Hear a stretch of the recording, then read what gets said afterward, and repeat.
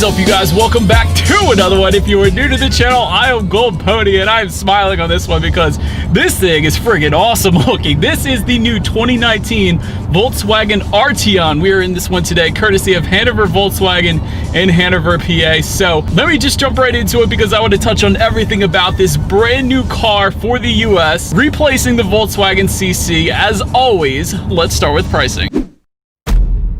And so there will be several different trim levels for the 2019 Arteon. First one being the SE, starting at $35,845. Then the SE with the 4Motion all-wheel drive system for $37,645. SEL with the 4Motion for $41,795. SEL R-Line, that one starts at $43,560. And the SEL Premium R-Line all-wheel drive, the one we have today, this one is going to start at $46,210. But regardless of trim level that you go with, the power plant on the Arteon will be the same.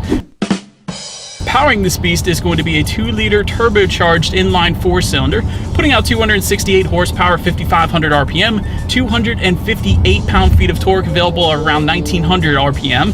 Power is sent again to the front wheels or all wheels, being that 4Motion all-wheel drive system, through an 8-speed automatic with paddle shifters, which you know we will definitely be testing out a little later in the video here. But so then when you add all of that up together, 0 to 60 time is going to come in at approximately 5.8 seconds, with MPG numbers coming in at 22 in the city, 31 on the highway, which is actually pretty good for a larger sedan. But so that before we do any kind of crazy accelerations, I did want to mention there is a drive mode button just to the left of the shifter. When you press that, the Arteon is going to give you Eco, Comfort, Normal, Sport, and Custom. And so what those driving modes will actually do is adjust things like the throttle response, the shift points, and actually the steering sensitivity as well. And I will say, having just put it in that Sport driving mode, the steering feel is definitely quite nice. A nice weight to it. Not too heavy, but definitely not too loose. It is probably just the right steering feel for this car, if there is such a thing. But in addition to that, the drive modes will adjust one more thing, actually, being the adaptive damper adjustments. And yes, Arteon does come with an adaptive damping suspension, so that is definitely nice. And so what that essentially is going to do is monitor each shock absorber individually, not only giving you a smoother ride, reading the road's imperfections, but also tightening up the suspension around heavy cornering when it detects heavy cornering, giving you better handling as well. So really best of both worlds. But I wanted to mention it because that will actually come standard on all trim levels of the Arteon. And so, but now with that being said, let's go ahead and test out the paddle shifters. What I'm actually going to do is I'm going to put the shifter all the way to the back and to the right. That is going to give me that full manual shifting mode where the car is not going to shift for me. I'm going to have full control, and let's test out the paddle shifters along with the acceleration, see how quickly they react for us here, and see how quickly we can get this turbo 4-cylinder here up to speed.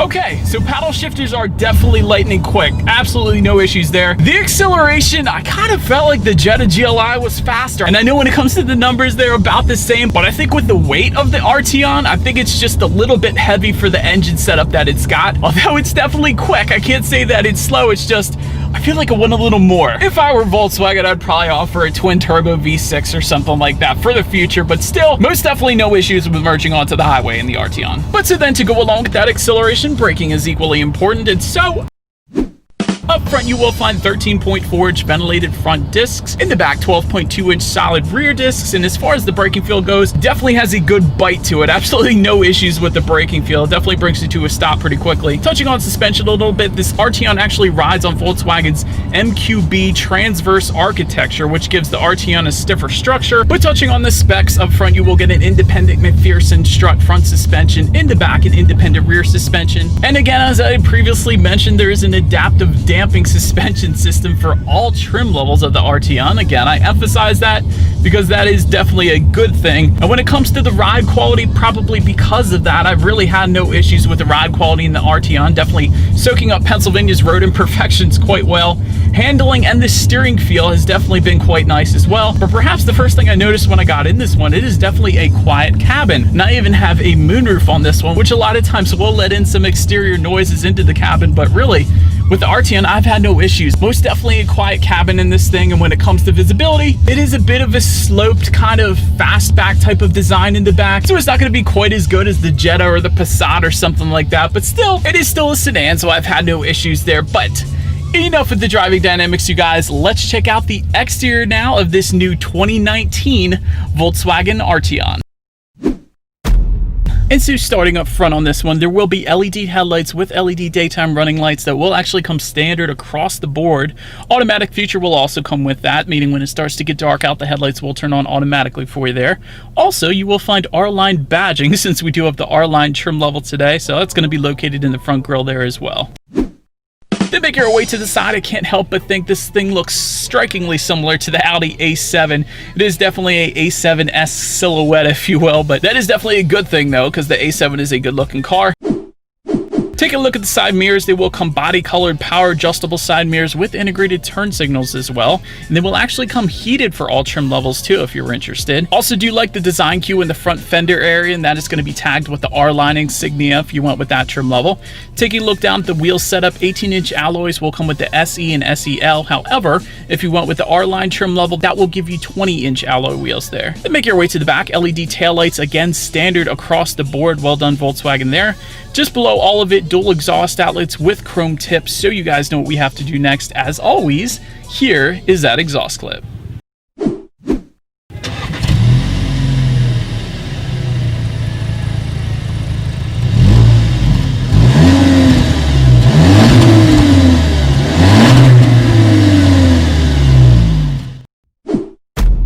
But now, since we are around back to open that rear hatch, there actually is a button on the key fob, so if you like, just simply press that. And there is actually a hands-free trunk available, and I do of course have that today, so that's definitely quite nice. And on the Arteon, just like the Volkswagen Golf, to open that rear trunk, another option is through the Volkswagen emblem in the back there. I absolutely love that. Anyways, once opened up, cargo capacity is going to come in at 27.2 cubic feet. If that was not enough space, those rear seats do fold down. There's a 60-40 split for a good bit of extra space there if you needed it. Make your way to the rear legroom. That comes in at 40.2 inches. So for reference, I'm an even 6 feet tall. This is how much space I have back there. There is also rear climate control for the rear passengers as well. That's part of the 3-zone climate control system that comes standard across the board. And those rear passengers will also find a rear armrest with cup holders back there as well. Then make our way to the front seats. They are power adjustable. They will come with a VTEX leatherette finish and heated. That is going to be the standard setup at least. If you went with the SEL trim level and up, that seating will change to a full leather setup, of course L meaning leather. And if you went with the SEL premium that we have today, you will actually get a massaging driver's seat and also ventilated front seats as well. So after a long day's work, it's always nice to have a little massage on the drive home.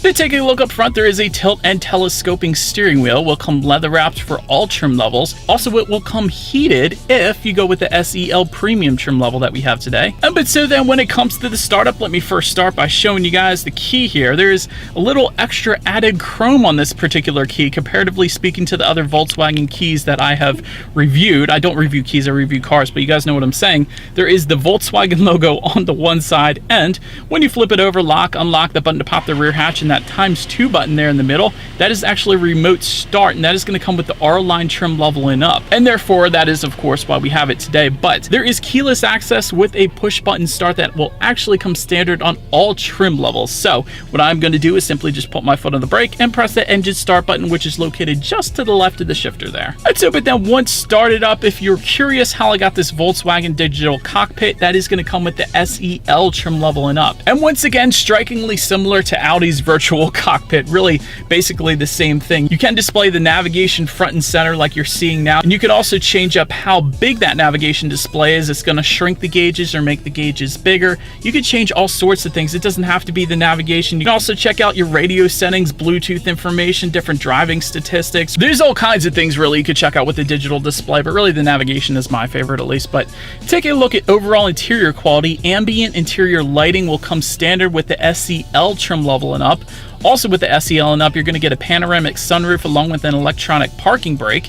And if you went with one of the R-Line trim levels, you will also get stainless steel pedal caps and scuff plates and a black headliner to go along with it. And overall, I'm definitely a fan of the interior quality, actually. I always like to mention with Volkswagens, there is a frameless rear view mirror.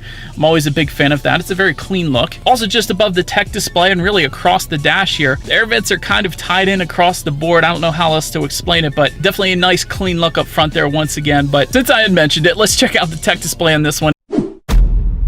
The 8-inch color touchscreen display is actually once again going to come standard across the board. Bluetooth and audio streaming will come with that, along with Android Auto and Apple CarPlay, standard for every single trim level. That's definitely nice. Factory navigation system is going to come with the SEL trim level and up. And of course, you can check out your radio information up there. And so when it comes to the sound system, if you went with any trim level but the SEL Premium, you will get 8 speakers. However, if you went with that SEL Premium that we have today, SEL Premium R-Line to be specific, you will get a 12-speaker DYN audio. Not sure if it's pronounced or just say it by the letters, but DYN audio premium sound system that's going to come with 700 watts. That is one we have today. So, you guys know what we have to do. Let's turn on the radio, see what we got planned today, and let's test out the clarity of this one.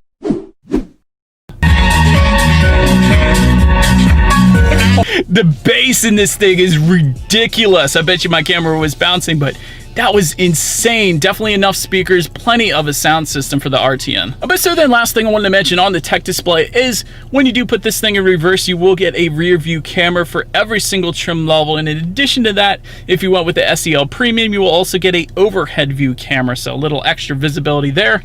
But as always, that is going to lead me into safety. And so to start, there are front, side, and side curtain airbags. In the back, there is latch, aka lower anchors and tethers for children for the rear car seats. Also standard is a tire pressure monitoring system, and all trims are actually also going to give you rain sensing windshield wipers and auto dimming rear view mirror, blind spot monitor, forward collision warning with autonomous emergency braking. And if you went with the SEL trim level and up, you will also find adaptive cruise control and an adaptive front lighting system as well. And so but that is about it for this one, you guys. Thank you so much for watching. Be sure to like the video and subscribe. Feel free to follow me on social media at the bottom of the screen there, and I will see you guys in the next video. Stay gold.